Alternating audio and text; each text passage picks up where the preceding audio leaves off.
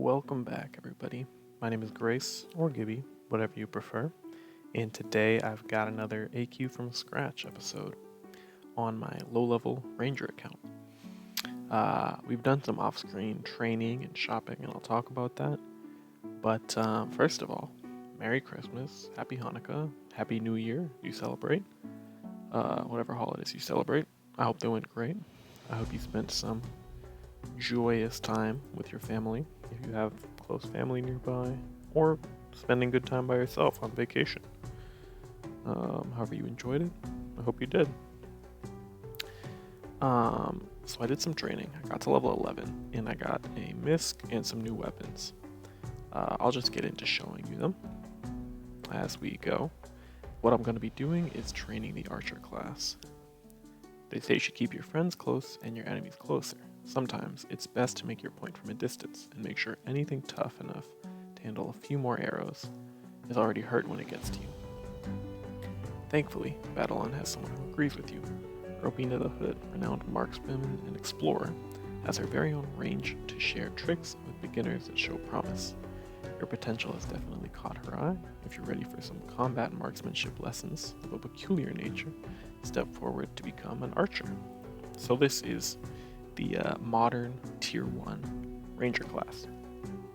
She's say a bunch of stuff. To be honest, I could not care less. You can pause and go slow if you want and read it. But classes are a big part of Adventure Quests. A couple years ago, they weren't, because none of them scaled to level 150, aside from some niche examples. But they're starting to make classes work for higher level accounts and lower level accounts. So if you're a ranger who uses dex, you're going to want to train archer and rogue. If you're a mage, you're going to want to train the mage class. If you're a warrior, you want to train the fighter class. All these classes have different abilities. I'm not going to go through all of them.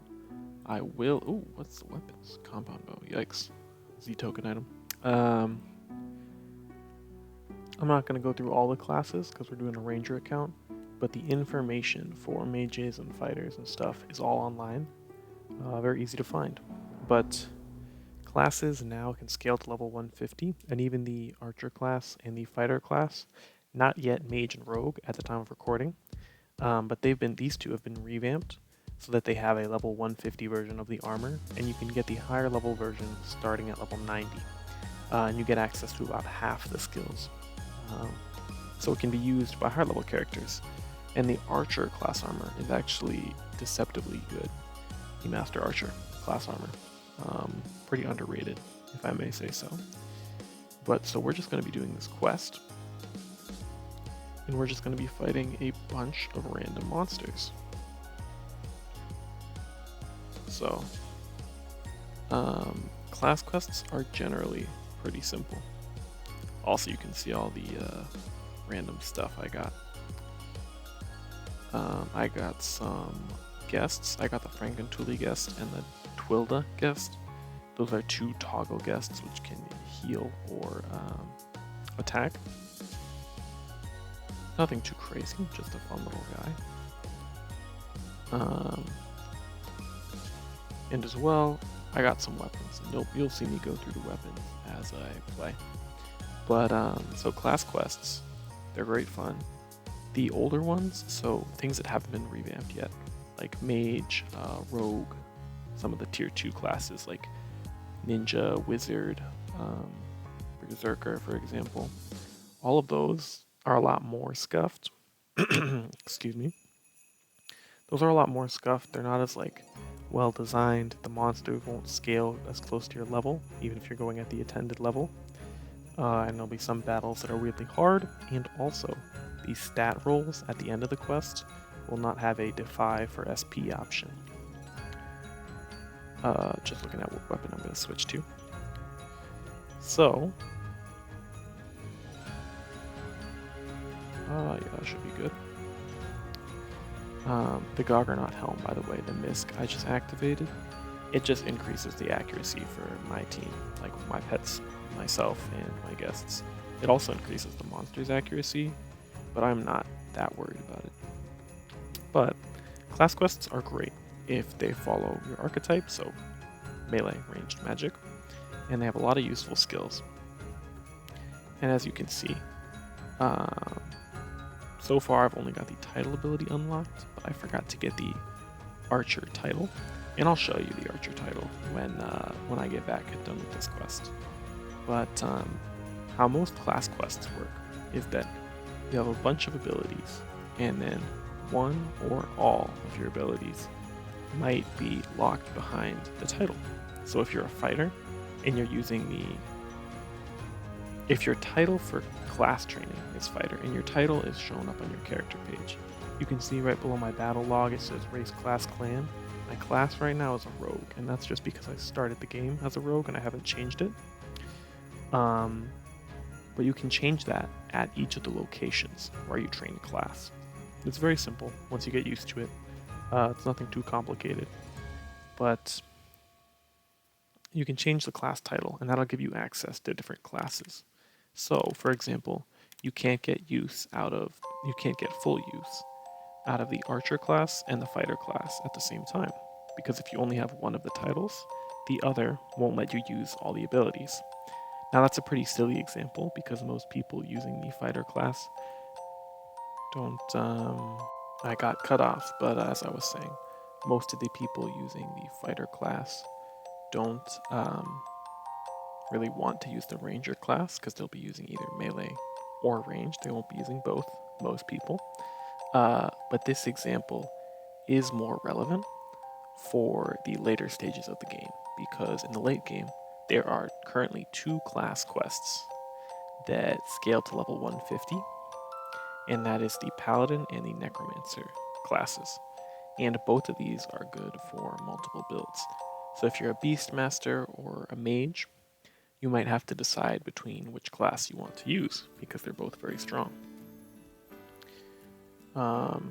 So, class titles have trade-offs.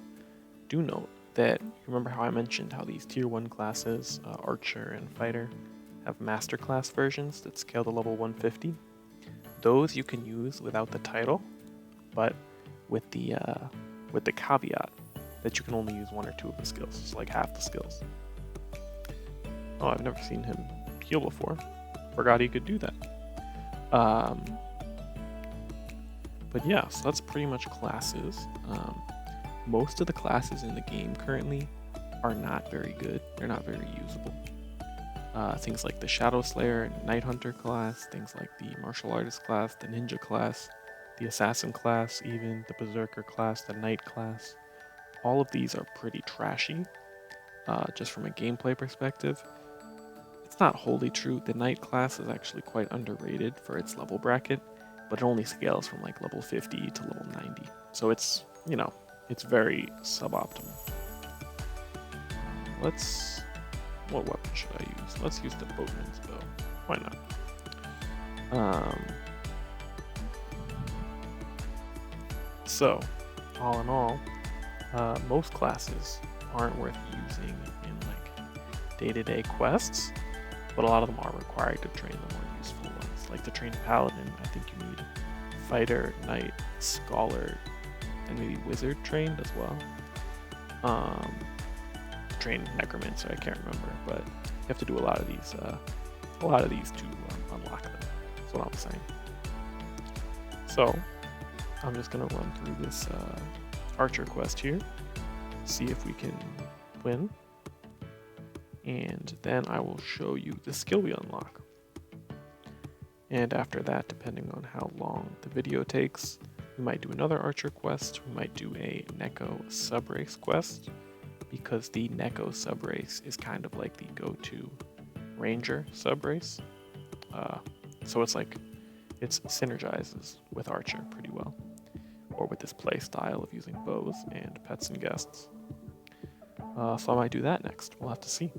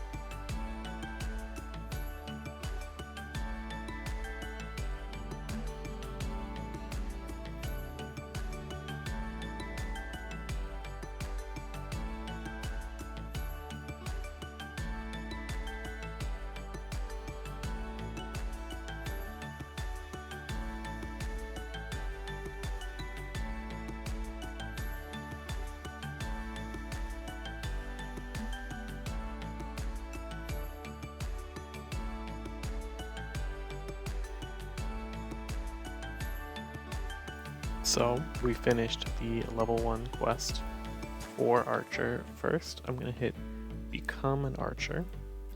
And next I'm going to go back to town, exit, and I'm going to show you what the skill does. Now, if I'm not mistaken, there's a couple of things you can do with the Archer armor. So let's switch into it and let's hide my pet and my guest just so you can see it in its all full glory. So first, Prodigy's bow. I've got a bow, and basically you can make your weapon that you're using into a bow. And oh my god, just one banged my ass. Anyways, you can make your weapon into a bow, and the bow uses that same element. So I just had a dark weapon, and now I used a wind weapon, and it switched from dark to wind. Jesus Christ, dude! I didn't realize Combat Trainer obliterated you if you were low level. Well, whatever. I guess we will just use... So I want to see what happened if you use the Prodigy's bow skill with a bow already equipped. Oh, I guess it's just like normal. Okay, so before we get obliterated by the Combat Trainer, the read target skill, basically, it lets me read their defenses. And what this actually does is that bow attacks deal plus 30% damage and are plus 8.5% more accurate. So it works for the whole battle, and it only works if you're in the armor. So you can sit in the Archer armor, use this, and you can only use it once per battle, and it basically boosts your outgoing damage for the whole fight. So it's quite a strong ability, especially if you think you'll be in a fight for a long time. And so with that being said, I'm going to use it to do another Archer quest. Because the next Archer quest also gives you a cool ability, which enhances your bow use. So, I'm just going to start this quest up,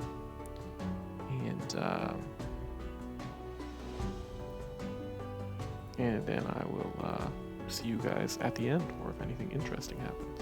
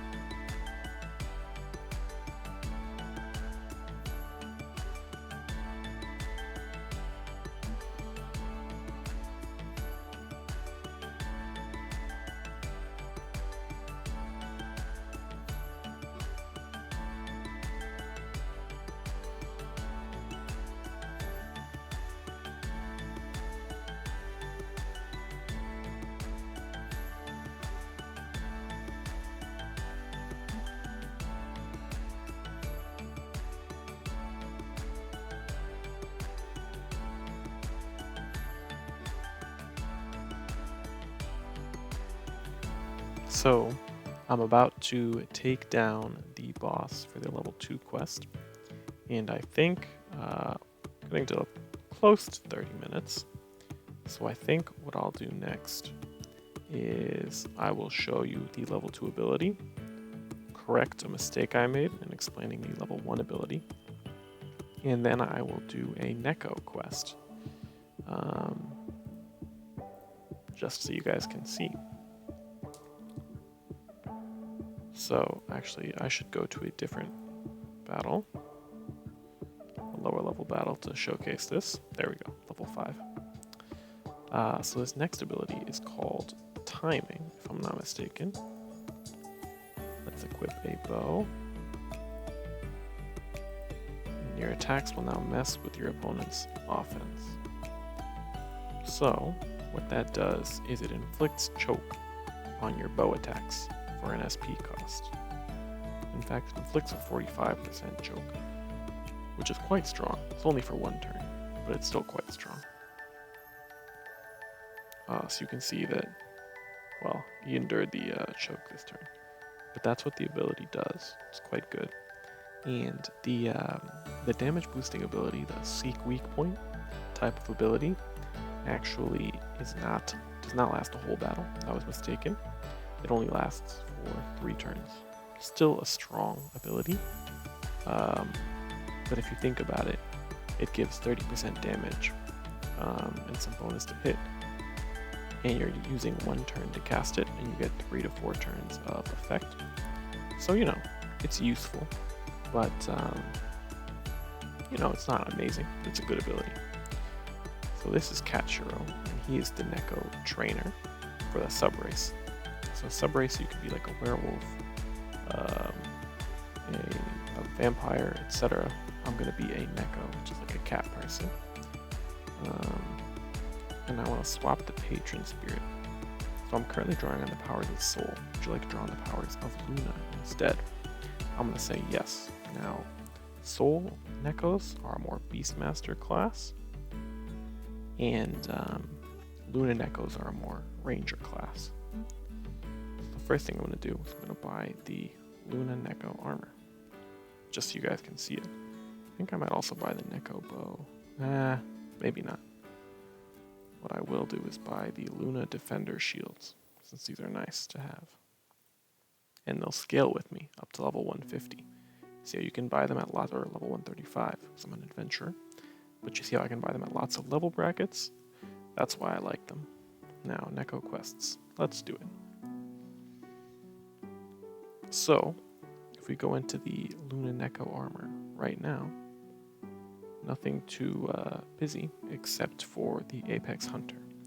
Basically, this makes me do a little bit more damage with bow attacks, but it's less cool than the archer armor, so I'm not going to use it. Now I'm going to get a light bow, prodigy's bow, and I'm going to turn off this toggle. Now I'll simply attack. Oh, I have to equip a shield, but I'll do that in a second. But so, subraces are sort of like classes, but you can only have one subrace at a time, whereas you can have many classes at a time. Even if you can't use all of their skills, you can still have them. Whereas subraces, to switch between them, you need to do the Cure quest. So if I decide I'm tired of Neko, I can't just instantly go and train Werewolf, for example. I have to do another quest, which is called the Cure.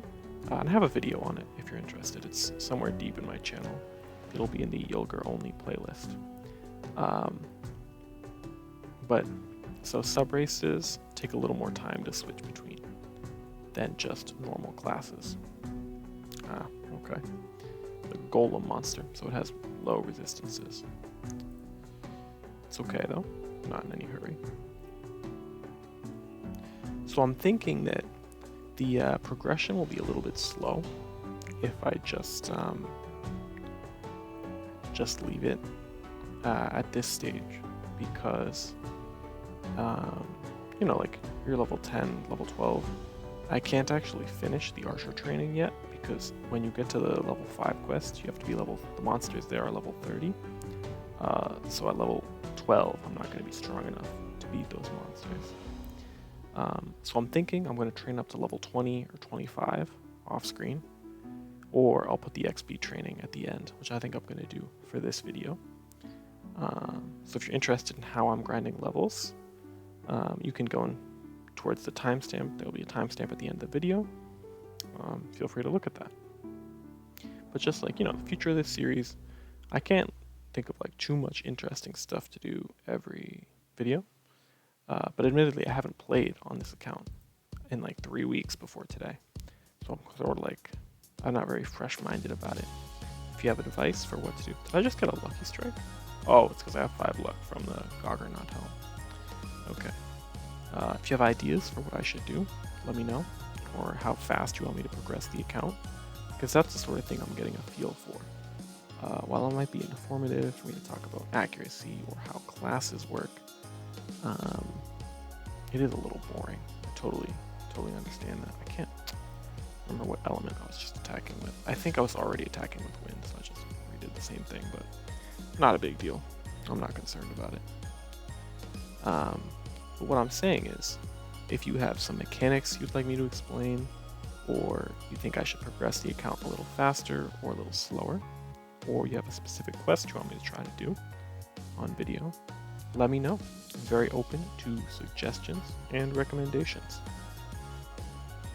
So one more thing I will talk about while I'm doing this quest is that the misc I've been using, the Goggernaut helm misc, it's a very simple misc. It doesn't do anything too complex. What it does is it gives you an amount of luck based off the level of the item. So level 5, I think, it's 5 luck. At level 150, it's 50 luck.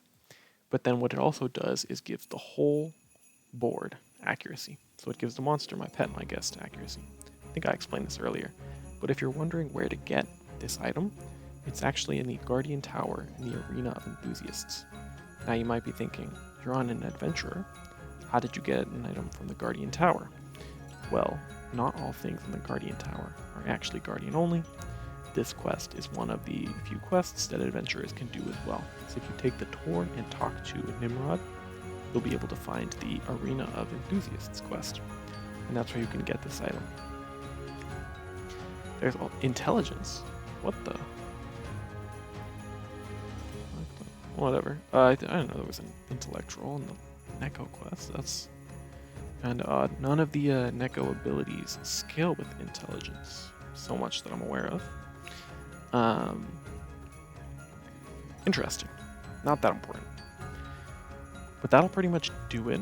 So I think we're just going to work through this Neko quest, and then we'll finish the video there at the end. And I'll decide to gain maybe 10 levels with some sped up recorded grinding clips, maybe 15.